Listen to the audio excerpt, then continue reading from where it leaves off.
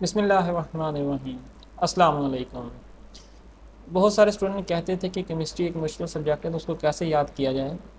तो मैंने उनके लिए आज वीडियो बनाई है आपकी आसानी के लिए, ताकि हम एक प्रॉपर तरीके से समझ सकें कि केमिस्ट्री एक ऐसा सब्जेक्ट है जिसको याद करने के लिए किन किन एफ़र्ट्स की हमें ज़रूरत है। ठीक है, तो सबसे पहले नंबर पर आप लोगों को जो बहुत इंपॉर्टेंट बात है केमिस्ट्री को समझने के लिए वो ये है कि आपके बेसिक कॉन्सेप्ट्स क्लियर होने चाहिए। ठीक है, अगर आप हायर क्लासेस में हैं, आप मैट्रिक में हैं, आप इंटरमीडिएट में हैं, तो आपको ज़रूरी है कि आप वो बेसिक कॉन्सेप्ट जो आपने 8 क्लास की साइंस की बुक में पढ़े हैं केमिस्ट्री के रिलेटेड, या जो आपने 9 क्लास के अंदर जो आपने टॉपिक्स पढ़े हैं, वो तमाम आपकी अच्छी तरह से आपके माइंड में होने चाहिए।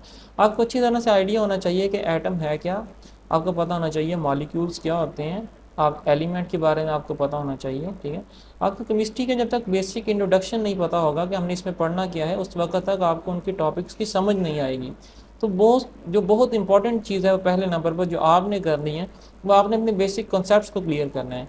जो 9 क्लास के स्टूडेंट्स हैं उनके लिए ईजी है कि आप अपने चैप्टर नंबर 1 से स्टार्ट करें, आप उसको अच्छी तरह से समझें, तो आपको तमाम चीज़ें अच्छी तरह से क्लियर हो जाएंगी।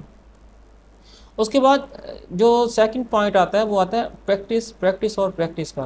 ठीक है, आप इसकी एग्जांपल आप यूँ ले सकते हैं कि वो लोग जो कुरान मजीद को हिफ्ज़ करते हैं, आपने उनको देखा होगा वो कैसे याद करते हैं उसको। वो रिपीटेडली बार बार एक ही चीज़ को पढ़ रहे होते हैं। अगर उन्होंने अगला टॉपिक पढ़ना याद करना है तो उससे पहले वो पीछे वाला सारा अपने टीचर को सुनाते हैं, उसके बाद वो आगे वाला याद करते हैं, और नेक्स्ट डे फिर इसी तरह स्टार्ट से, मतलब जितना उन्होंने याद किया होता है वो दोबारा अपने टीचर को सुनाते हैं, और उसके बाद आगे वाला याद करके उसको सुनाया जाता है। इसी तरह अगर आप केमिस्ट्री को भी अपने ऊपर लागू करें कि केमिस्ट्री को भी हमने ऐसे ही याद करना है, जब हम आगे वाला टॉपिक पढ़ने लगे उससे पहले अगर हम लोग पीछे वाले टॉपिक को रिवाइज नहीं करेंगे तो आगे वाले कॉन्सेप्ट्स की समझ नहीं आएगी। केमिस्ट्री एक ऐसा सब्जेक्ट है जिसके अंदर बहुत सारी चीज़ें जो वो इंटरलिंक हैं, आपस के साथ बहुत ज़्यादा चीज़ें रिलेशनशिप रखती हैं। ठीक है, आप कहीं पर कहीं भी जाकर आप केमिस्ट्री को स्टडी कर रहे होते हैं, उसके अंदर तमाम चीज़ें रिपीट हो रही होती हैं जो आपने पहले पढ़ी होती हैं, एटम के बारे में, मॉलिक्यूल्स के बारे में, उनके स्ट्रक्चर के बारे में, कंपोजिशन के बारे में। ये मैं बेसिक चीज़ें बता रहा हूँ, आप आगे जाकर पढ़ेंगे वो तमाम चीज़ें जितनी आप पढ़ कर आए होते हैं केमिस्ट्री में वो रिपीट हो रही होती हैं। तो जब तक आप साथ साथ पीछे वाली चीज़ों को रिवाइज नहीं रखेंगे, याद नहीं रखेंगे, तो आगे वाली आने वाली जितनी भी चीज़ें आपको उनकी समझ नहीं आए। अब ये काम किया करें कि आप मल्टीपल सोर्सेज को अपने लाइफ के अंदर अप्लाएं, कि हमने एक जगह से नहीं पढ़ना, हमने मल्टीपल सोर्सेज से नॉलेज को गेन करना है। आप अपनी बुक के ऊपर ना रहें कि हमने सिर्फ अपनी बुक को स्टडी करना है या बस जो टीचर से सुन लिया उसी को हमने पढ़ना है। आप पहले बुक को रीड किया करें, फिर टीचर का लेक्चर सुना करें, उसके अलावा आप इंटरनेट को यूज़ किया करें, आप सर्च किया करें उसके रिलेटेड टॉपिक्स को, ताकि आपके कॉन्सेप्ट जो वो अच्छी तरह से क्लियर हो जाए, आपको पता हो कि हो क्या रहा है।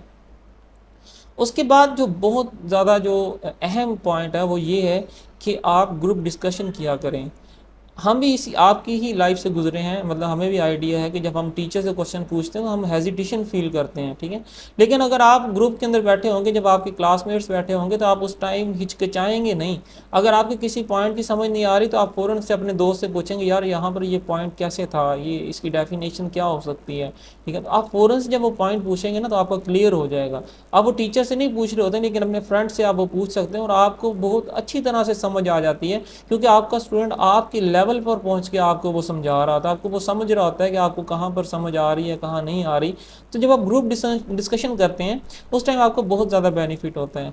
ज़रूरी नहीं है कि हर बार आप अपने किसी क्लास जो मेट है आपका उससे आप समझेंगे, बल्कि हो सकता है आप उसको समझाएं, क्योंकि जब आप चीज़ों को समझाते हैं दूसरों को उस वक्त आपके बहुत ज़्यादा कॉन्सेप्ट्स क्लियर होते हैं। एक जो अच्छा टीचर होता है वो उस वक्त बनता है जब वो दूसरों को एक बार समझा लेता है। अगर कोई फर्स्ट टाइम कोई एक बात किसी दूसरे को समझा रहा है तो वो इतनी इफ़ेक्टिव नहीं होती, इतना अच्छा मेथड नहीं होता। लेकिन जब वो एक दो बार वो टीचर किसी को समझा लेता है तो दोबारा वो चीज़ें उसके अंदर इतनी स्ट्रांगली फिट हो जाती हैं माइंड के अंदर, को भूलती नहीं है उसे, हर चीज़ उसके माइंड में वो बैठ जाती है, याद हो जाती है उसे। तो आप भी यही टेक्निक अपनाएं, आप दूसरों को समझाया करें, कोशिश किया करें जो आपसे छोटी क्लासेस के आपके बहन भाई हैं, जो कोई आपके फ्रेंड्स हैं, उनको आप पढ़ाया करें। आप जब आप उनको पढ़ाएंगे तो आपका नॉलेज पीछे से पॉलिश होगा, आपको पुरानी चीज़ों की समझ आएगी, आपके कंसेप्ट क्लियर होना शुरू हो जाएंगे। उसके अलावा मैंने अक्सर देखा है स्टूडेंट्स अगर कोई देखते हैं कोई टॉपिक याद करना है, तो कोई लेंथी टॉपिक अगर आ जाए, बहुत ज़्यादा उसके अंदर डिटेल लिखी हुई हो, तो वो कहते हैं कि ये तो अब मेरे से याद नहीं होना। तो डियर स्टूडेंट्स, आपने कभी भी ऐसा नहीं कहना कि ये टॉपिक जो है ना वो तो मेरे से कभी याद हो ही नहीं सकता, क्योंकि अगर आप किसी चीज़ को करने के लिए आप कुछ सोचते हैं ना, तो वो चीज़ के अंदर अलग अलग ही हेल्प ऐड हो जाती है, ठीक है। और अगर आप कहते हैं कि मैंने ये काम नहीं करना, तो अल्लाह ताला की मदद भी उस काम से उठ जाती है। देखें, इतनी देर पहले जो आप वसल्लम की जो अहादीस हैं, जो हमें उनके बारे उनसे जो हमें इल्म मिल रहा है कि आपने कैसे कोई काम करना है, आपने दिल से ये ठान लेनी कि मैं ये काम करूँगा तो अल्लाह की मदद ऐड हो जाएगी। और अब जाकर साइंस ये बात प्रूव करती है। साइकोलॉजी के अंदर एक टर्म है जिसको बोलते हैं फिग्मेलियन इफेक्ट, ठीक है। अब फिग्मेलियन इफेक्ट का मतलब क्या है कि अगर इंसान कहता है ना कि मैंने ये कोई काम करना है, तो उसके अंदर सलाहियतें पैदा हो जाती हैं वो काम करने के लिए। लेकिन अगर इंसान कहता है कि ये काम मेरे से नहीं हो सकता क्योंकि ये बहुत ज़्यादा मुश्किल है, तो उसके अंदर वो सलाहियतें कम हो जाती हैं वो काम करने के लिए, मतलब रियलिटी में वो याद कर ही नहीं सकता वो काम। आप इसको कहीं ना कहीं आपके लाइफ में ऐसा हो चुका होगा, आपने कहीं ऐसा टॉपिक होगा जो मुश्किल लग रहा होगा, लेकिन आपने कभी ऐसा सोच लिया होगा ना कि मैंने ये करना है, तो यकीन करें, मुझे यकीन है कि वो आपने टॉपिक कर लिया होगा, क्योंकि ऐसा हो ही नहीं सकता कि जब आप ठान लें किसी काम को करने की और वो हो ना आपसे।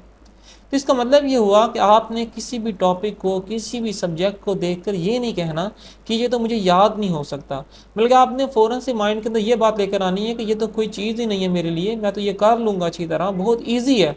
जब आप इस तरह से अपने अंदर इमेजिनेशन, इतना अपने अपने परसेप्शंस को लेकर आएंगे, तो आपका काम बहुत ज़्यादा आसान हो जाएगा।